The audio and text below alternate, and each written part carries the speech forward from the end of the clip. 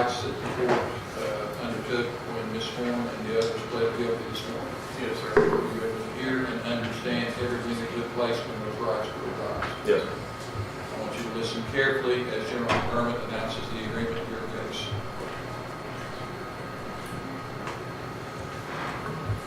Your Honor, in case number 118134, State of Tennessee versus Michael Gray Jr., the defendant is before the court today on an 18-count indictment. Pursuant to our agreement and subject to the court's approval, he will be pleading guilty to count 1, criminally negligent homicide. Is that a lesser included offense? It is, Your Honor, of Jonathan Dalton Gray. The recommended sentence is a 2-year sentence, suspended to a year to serve. So 2 years.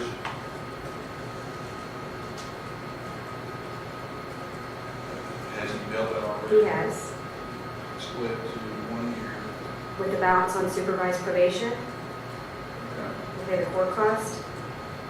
We will plead next to count 14 to the lesser included offense of child abuse under 8 of Sophie Heather Gray, a class D as in dog felony. The recommended sentence is 4 years on supervised probation. That will be consecutive to count 1. We will pay the court cost. We will also plead guilty to count 8, child abuse, a class A misdemeanor. The recommended sentence is Is 11. that how it's indicted?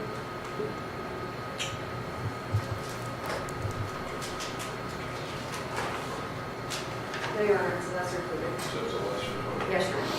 And this is the A misdemeanor? Yes, right? sir. 1129, how's that running? That will run consecutive to count 14. He will be restrained from that victim, TG. He will pay the court cost. And finally, as to count 12, he will plead guilty to the lesser included child abuse of RG, class A misdemeanor. Recommended sentence of 11 months, 29 days on supervised probation, consecutive to count 8. He's to be restrained from that victim and pay the court cost, for a total effective sentence of 2 days shy of 8 years, Your Honor. So I've got count 1, criminally negligent homicide, D felony, 2 years, split the time with 1 year, credit time served, balance on state probation. And count 14, lesser included offense of child abuse, D felony, 4 years, consecutive supervised state probation, and then 2 state misdemeanor, both of which are supervised. Yes, Your Honor. Did the agreement plan on? Did you? Let's go to this together. Ray, you were before the court today in a multi-count indictment. You have agreed to plead guilty to a number of different counts, each of which are lesser included offenses. In count 1, you have agreed to plead guilty to lesser included offense of criminally negligent homicide. That makes this a class E felony. Class E felonies in the state carry a punishment range between 1 and 6 years. As a range 1 offender, your punishment range is 1 to 2 years. You have agreed to a 2-year sentence, which will be served in split confinement, meaning that you will do a year within the Knox County jail compared to the time that you have previously served. The balance of the sentence will be served under the supervision of the State Department of Probation. In count 14, you're pleading guilty to the lesser included offense of child abuse. That is a Class D felony. Class D felonies in the state carry a punishment range between 2 and 12 years. As a range 1 offender, your punishment range is 2 to 4 years. You have agreed to a 4-year sentence, which will be served in its entirety on supervised state probation, will be served consecutively or in addition to count 1. In count 8 and count 12, you are pleading guilty to the lesser included offenses of child abuse, each of which are Class A misdemeanors. You have agreed to sentences of 11 months and 29 days on each of those counts, which will be served consecutively to each other and consecutively to count 14 will be served on Knox County probation as supervised probation. So the total net effect of this is you are receiving 2 felony convictions, 2 misdemeanor convictions, and you have an aggregate sentence of 8 years minus 2 days of probation after the split confinement of 1 year. Is that the agreement you reached with the state? Yes. Is that what you're prepared to do? Yes. The next thing we need to discuss, just as you heard me discuss earlier, This court needs to make certain that you understand that no one can make you do this. Mr. Lanzon cannot make you plead guilty. John McDermott cannot make you plead guilty. This court cannot make you plead guilty. Your decision to enter a plea of guilt today must be yours, and it must be yours alone. Do you understand? Yes. And is this your decision? Yes. What is your full name, please? Michael Anthony Gray, Jr., How old are you? 41, How far did you go to school? high school. Graduate. Graduated. So you can read and write letters. Is that correct? What is your home address? 109 Mitchell Lane, Clinton, Tennessee. Within the last 24 hours, have you consumed any alcohol or taken any narcotic drugs? Yes. Are you on any form of prescribed medication? Yes. Does that medication affect your ability to understand the issue? No. Do you understand everything that's transpired so far this year? Yes. Do you have any questions? No. Has anyone forced you, pressured you, or threatened you to make you plead guilty? No. Has anyone promised you anything other than your plea agreement in exchange for your plea agreement? No. I'm holding a document titled Waiver of Trial of Jury and Request for Acceptance of Plea of Guilty that has your name at the top of it. Have you read this document? Yes. Is this your signature on the last page of this document? It is. Will you discuss the contents of this document, Mr. Lanzon? Yes.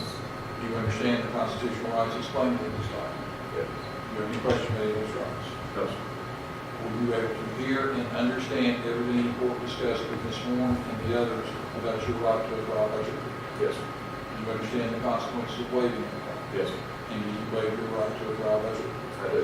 Were you able to hear and understand everything the court discussed with Ms. Earp, Ms. Warren, and the other individuals this morning about the right to compulsory process and the right to conjuncture refusals?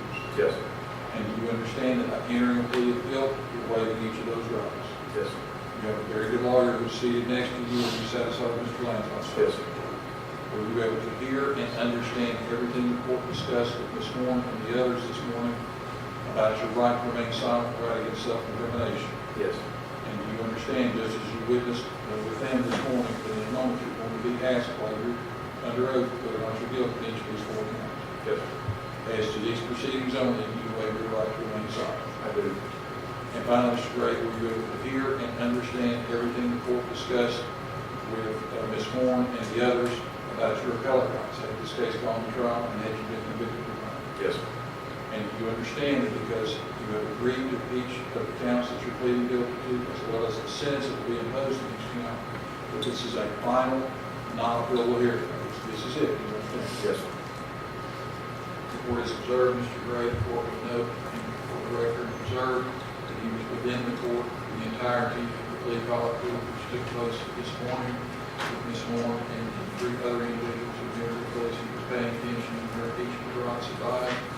The court will further find that Mr. Gray is here was on free will and volition prepared to enter a plea of guilt as announced. And finally, the court finds that he has knowingly and voluntarily waived the rights that have been discussed in the court as part of the rights waiver. Mr. Gray, document 118134 as to the lesser included offense contained within the first count of that indictment, that being the Class E felony of criminal negligent homicide having pleaded guilty. As to the fourth count, the lesser included offense of child abuse, a Class D felony, how do you plead? Guilty. As to the eighth count, the lesser included offense of misdemeanor child abuse, how do you plead? Guilty.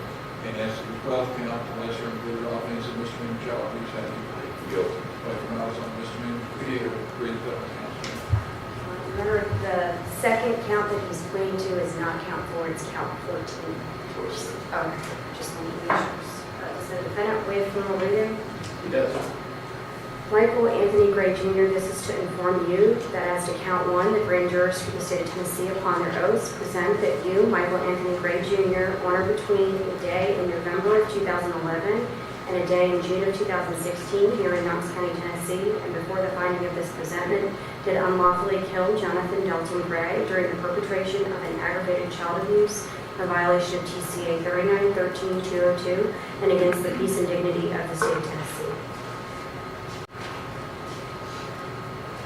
As to count 14, this is to inform you that the grand jurors for the state of Tennessee upon their oaths present that you, Michael Anthony Gray Jr., on a date between a day in November 2011 and the 23rd day of October 2015, here in Knox County, Tennessee, and before the finding of the presentment, did knowingly and other than by accidental means treat Sophie Heather Gray, a child 8 years of age or less, in a manner that was especially heinous, atrocious, or cruel, or involved the infliction of torture to the victim, and did inflict said injury to said Sophie Heather Gray in violation of TCA 39-15-402 against the peace and dignity of the state of Tennessee.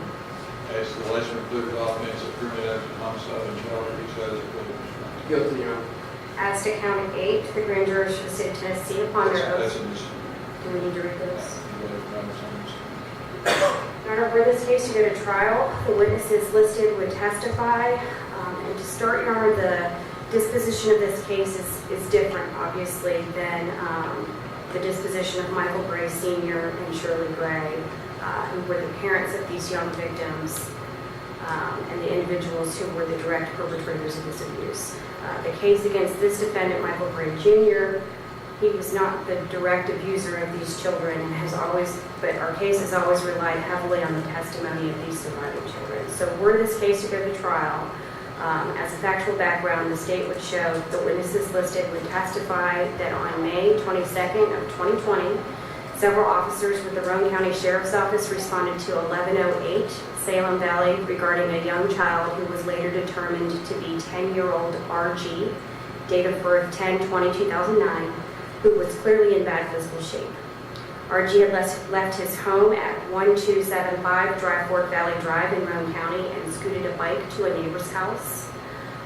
Once they determined where RG had been living, officers with the Roane County Sheriff's Department spoke to the child's adoptive father, this defendant's father, Michael Gray Sr. Michael Gray Sr. admitted to abusing RG as well as 2 other adoptive children, TG, whose date of birth is 10/28/2004, and Sophie Gray, whose date of birth is 10/24/2006, while they were living in both Roane and Knox County.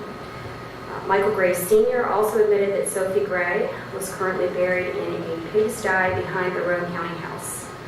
In the course of the investigation, it was determined that the children had been living in Roane County since 2017 and that they lived in Knox County prior to moving to Roane County. This defendant's father, Michael Gray Sr., also advised that another child, Jonathan Dalton Gray, date of birth 5/31/2010, was buried in his former house here in Knox County. At this point, officers with the Knox County Sheriff's Department, including Captain Greg Faulkner, Detective Kenny Allen, and Detective Jeremy Wise, were contacted. The following day, May 23rd of 2020, detectives with the Roane County and Knox County Sheriff's Department responded to 6416 Cedar Breeze here in Knox County, which was the prior residence of Shirley and Michael Gray Sr. and the current residence of their biological son, this defendant, Michael Gray Jr., who had also lived in the home at the time that his parents had lived there with Jonathan Gray and the other adopted children. In the course of, again, interviewing Michael Gray Sr. at the Cedar Breeze home, he showed detectives where Jonathan Gray was placed in a black trash bag and buried in the backyard under a peach tree, which he admitted to planting after Jonathan was buried.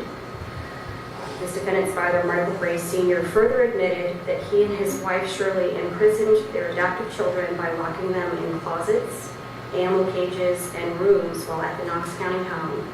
He also admitted that the children were deprived of food. Michael Gray Sr. reported that Jonathan was sick prior to his death, and he admitted that medical care was not sought for Jonathan. Michael Gray Sr., however, insisted that his son, this defendant, Michael Gray Jr., was not aware of the abuse that occurred in the Knox County home. Additionally, while on the scene, Michael Gray Sr. told Michael Gray Jr. about Jonathan's burial in the backyard, and this defendant did appear to be receiving that information for the first time. The adoptive mother, Shirley Gray, was also interviewed on May 23rd, 2020. Shirley Gray reported that she never fed the children as it was her husband's responsibility, and she also admitted that the children had been previously imprisoned in the closets of their Knox County residence, but she also maintained that her son, this defendant, was unaware of the abuse that occurred in the home in Knox County. This defendant, Michael Gray Jr., was also interviewed several times between May 23rd and May 28th of 2020.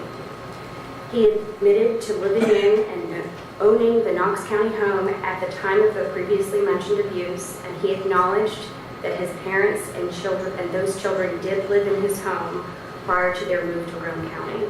But he reported that his parents and these children were downstairs while he, his boyfriend, his sister, and her family lived upstairs. This defendant, Michael Gray Jr., reported that he used the front door as the main entrance and reported that he rarely went into the basement and that he never saw the children in the basement. Michael Gray Jr., however, did admit that he claimed both T.G. and Sophie Gray as his dependents on his tax returns, which he estimated to be for a period of 6 to 7 years. Further proof would show that Michael Gray Jr. claimed T.G. and Sophie Gray as dependents from 2013 to 2019, which did include periods of time where T.G. and Sophie were imprisoned in the basement, and also included periods of time after Sophie was deceased. On May 24th of 2020, the surviving children, R.G. and T.G., were forensically interviewed at Kids First Child Advocacy Center in Roane County. In the course of his interview, T.G. detailed the horrific abuse that he and his siblings were subjected to at the hands of Shirley and Michael Gray Sr. while living in their homes in Knox and Roane County. To be clear for the record, T.G. did not allege that Michael Gray Jr. directly abused, assaulted, or imprisoned him or any of his siblings. And in fact, he was pretty clear that this defendant didn't know that they were getting into too much trouble. However, he did report that there were occasions where this defendant, Michael Gray Jr., saw them. Specifically, T.G. reported that Michael Gray Jr. saw R.G. and Sophie in cages, and that there were times when R.G. and Sophie went upstairs to where Michael Gray Jr. lived. R.G. was also interviewed and also detailed horrific abuse that he was subjected to at the hands of Shirley and Michael Gray Sr. Like his brother, R.G. was clear that this defendant did not abuse, assault, or imprison him or any of his siblings, but he did report being in a cage in the downstairs bathroom at Michael Gray Jr.'s house in Knox County, and also reported that there were occasions where this defendant, Michael Gray Jr., came downstairs. While the state anticipates that for this case to go to trial, the proof would show that R.G. and T.G. initially reported that Michael Gray Jr. obviously did have occasion to see them in the conditions that they were in. The state also acknowledges that Michael Gray Jr.'s awareness of the abuse would be a hotly contested issue at trial, and that the defense would likely insist that Michael Gray Jr. never saw the children or the abuse that was going on downstairs. Significantly, and frankly the reason for the disposition in this case, in follow-up interviews, T.G. and R.G. indicated specifically, T.G. indicated that he couldn't remember whether Michael Gray Jr. saw any of the children in cages, and R.G. reported that Michael Gray Jr. did not see what was occurring in the Knox County. As is likely clear to the court, to establish the elements of this offense, the state would rely, were this case to go to trial, heavily on the initial statements of T.G. and R.G., which obviously occurred immediately after their escape from their Roane County home, as well as the overall circumstances of these offenses. The state has discussed these resolutions with the victims and their families, and they are satisfied with the disposition in this case. They did not want to be present today for this hearing, Your Honor, and that's why they're not here. Both sides agree in this case that there is a sufficient factual basis to support this plea agreement, as we've outlined above, Your Honor, and we ask the court to accept this agreement.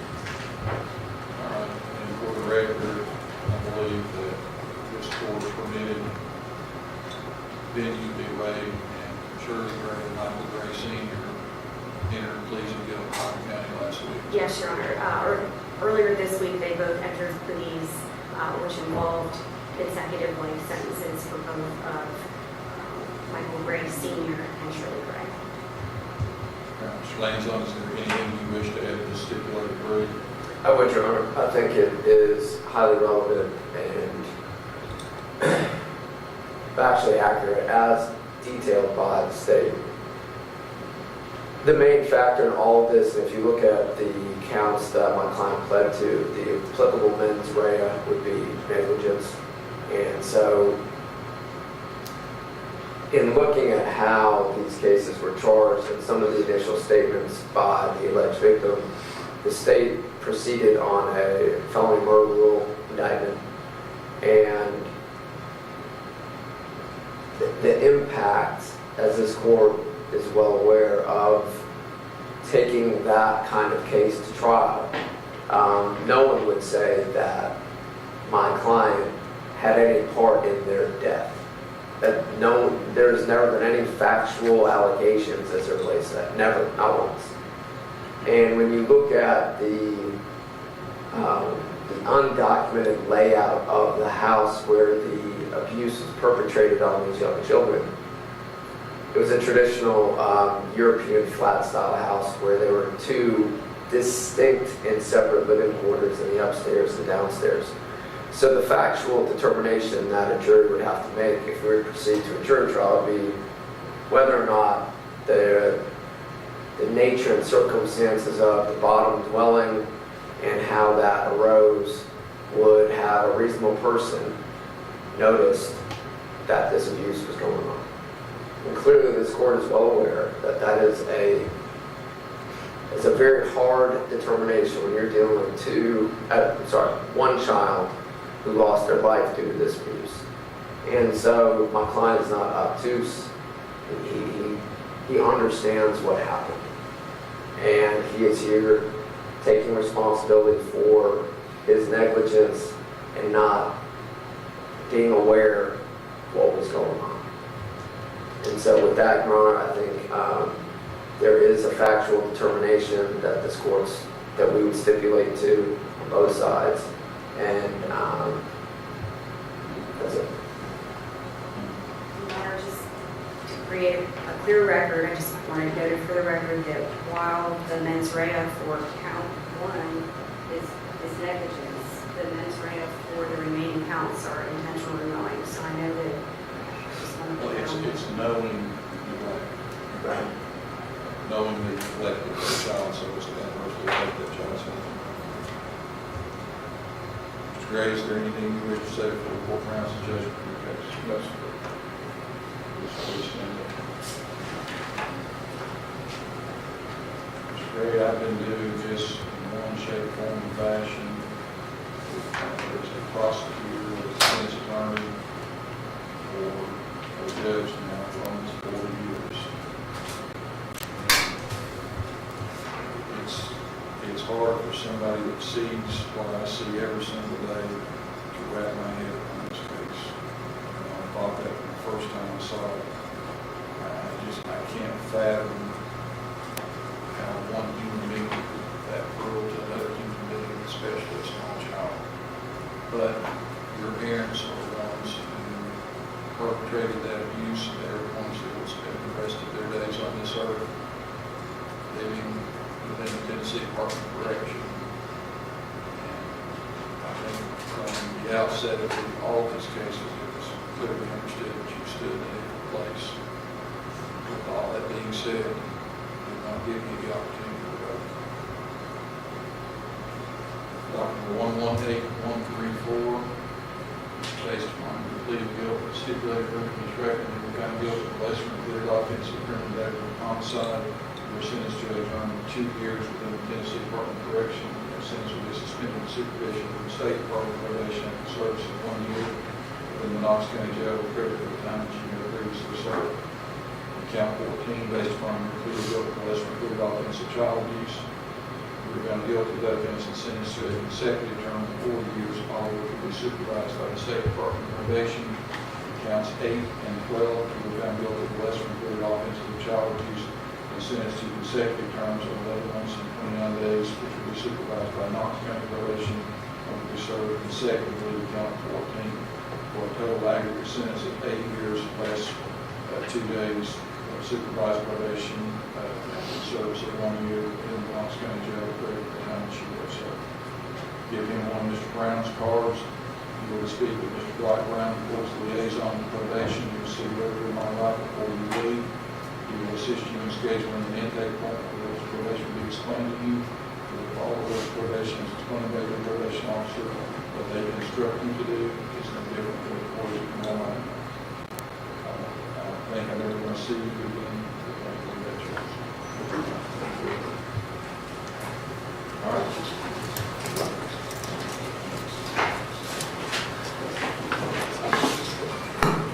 Anything else to take up besides the 130 years? We'll stand in recess until.